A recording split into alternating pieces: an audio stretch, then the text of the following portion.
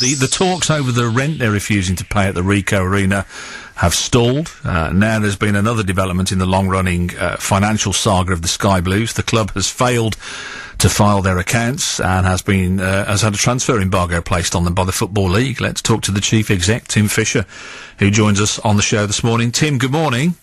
Morning, Shane. Thanks for being with us. What's the problem then? Can you tell us why the accounts haven't been filed? Yeah, it's very simply all the external third-party pressures that have been put on us with third-party debt orders, statutory demands, and the like. The accountants, auditors, quite rightly have said, well, with all that uncertainty for the future of the club, we can't possibly sign off the accounts, notwithstanding the fact that you have turned around the business, the costs have been brought under control, etc., etc. Hats off to you. But with all this third-party pressure, sorry, old son, can't be signed off. So when will they get? Because you have to file them with Companies House, don't you? It's not an optional extra. Something has to give in this scenario. No, nothing has to give at all, Shane. The bottom line is that you do have to file accounts, though, don't you? Oh, of course, every single limited company. You can't take that and say, "Well, I'm sorry, because the business is such a mess. We can't do that." I mean, that has to happen. Shane, you missed my point earlier, which is the business is not in a mess. It's a third-party pressure, which means you can't file the accounts.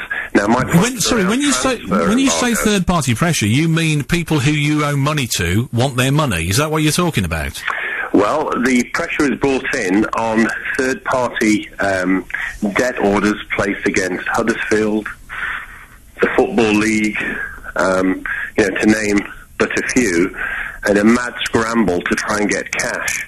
Now, what happens is that we can't file our accounts until that is resolved, until we go to court, for example. So the compensation from Huddersfield, you need that paid? Is that what you're saying? Well, obviously, because that's money is owed to the football club, as is Football League award monies that are owed to the football club. And there's been a mad scramble to try and claim those monies that are due to us.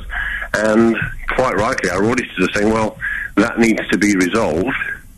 And the transfer embargo, frankly, is going to happen anyway because of the salary cap. So next season, we will be in transfer embargo anyway because our salary is way in excess of the salary cap that we would be applying on the revenues we have today and that we've projected for next season. And what about the rent row and the money that you owe there? I mean, is that in the equation? That must be in the equation somewhere, is it?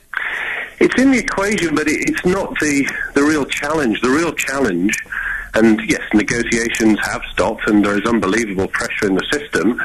The real challenge is actually accessing revenues to allow us to put something like a reasonable team on the pitch next season. And frankly, if we don't get those revenues, then the club will go into a downward spiral. The club, I mean, again, I'm no KPMG here. This is just a layman's interpretation. But if you're saying if you owe significant amounts, if you're owed significant amounts, then there must come a point where you can cease to trade.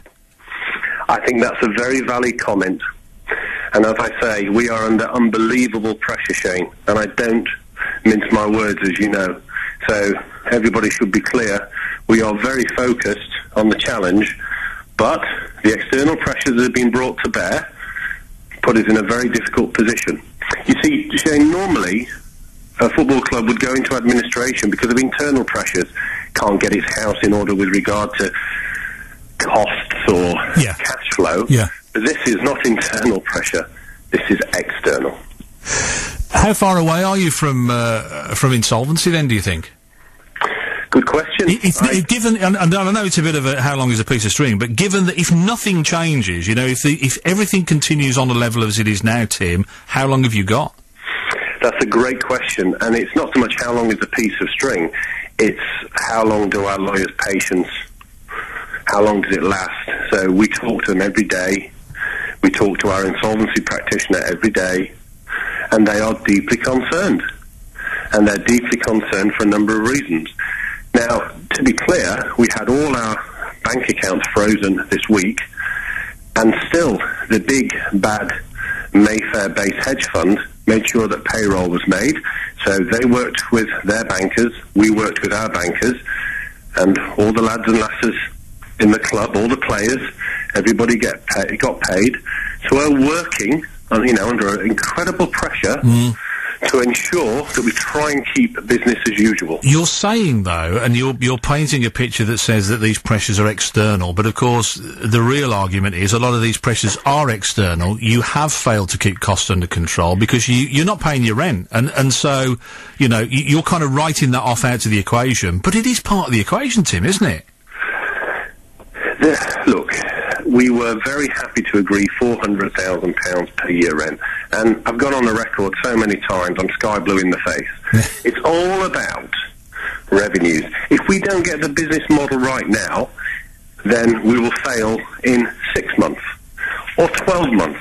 So, yes, I've grasped the nettle now. We need to sort the challenges right here, right now. Because all we're doing is putting off the problem. We're kicking the can down the street. Right. That's all we're doing. But isn't that a fair point? What I'm saying to you is you're saying costs are under control, but they're not, because you're writing off a huge part of your costs and saying, well, look, we're not counting that. Well, it's all right for you to not count that, but of course the accountants are counting that, and to them, your costs are not under control. Shane, I don't understand a word you're saying, because that's worrying. Perfectly under control. But you're not, because you're not paying your rent. So that is a major part of your cost. So how can your costs be under control? Shane, we do pay rent. We pay rent every month. We've been paying rent every month. So since But you're not paying the right rent, are you? No, you're right. We've paid just over £800,000 so far since last spring, so we haven't paid 1.2 million. You're absolutely right, but we are paying rent. Can I ask you, because we're running out of time, you're talking about, insolvency on the horizon. Are we talking days, weeks? Good question, Shane.